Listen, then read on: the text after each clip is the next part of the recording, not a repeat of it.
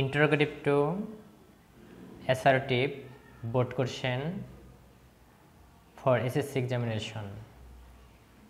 Who loves them then?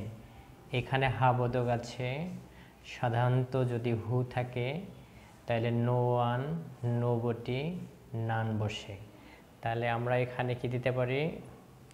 আমরা এখানে দিতে পারি নান দিলাম, নান।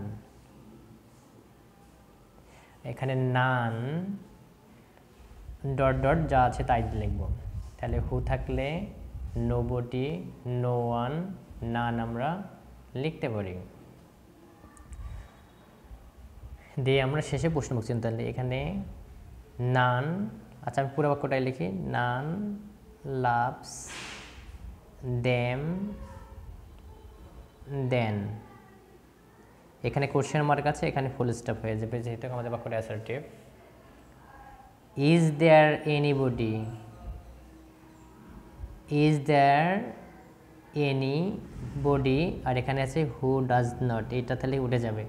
তাহলে ইজ দেয়ার এনিবডি, এনি থাকলে এভরিবডি লেখা যাবে।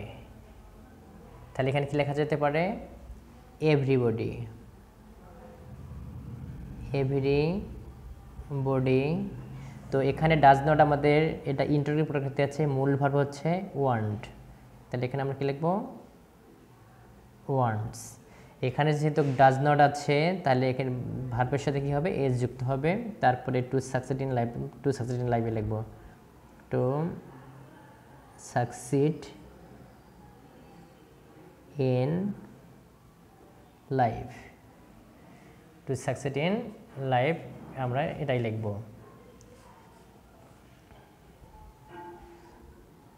Who does not know the consequence of tsunami. হুর পরে যদি না বোধক যে ডু নট বা ডাজ নট থাকে বা ডিড নট থাকে তাহলে আমরা সামবডি, সামওয়ান এগুলো দিতে পারি। তাহলে এখানে যে সামওয়ান, এটার সাথে কি দিতে পারি? সামওয়ান। এখানে ডাজ নট যেহেতু আছে এই নোর সাথে এর যুক্ত হবে, নোজ দ্য কনসিকুয়েন্স, যা আছে তাই লিখব। এখানে কি আছে? হু আছে, who does not one to succeed in life. তো আমরা এই যে হু ডাজ নটের পরিবর্তে কি দেবো আমরা? সামওয়ান বা সামবডি। এখানে সামবডি দিলাম, সামবডি। এখানে এস হবে wants, somebody wants to succeed in life, to succeed in life. শেষে কি হবে? ফুল স্টপ হবে। শেষে আমরা ফুল স্টপ দেব। নেক্সটে আছে who does not know about the charity of mother Teresa. তো শুধু হু ডাজ নট থাকলে আমরা কি দেব? এখানে সামবডি দিতে পারি বা অবলিক এভরিবডি দিতে পারি, একটা দিলেই হবে, এভরিবডি। যা আছে তাই। এখানে নো আছে, এটা নোজ হয়ে যাবে, নোর সাথে কি যুক্ত হবে? এস যুক্ত হয়ে যাবে।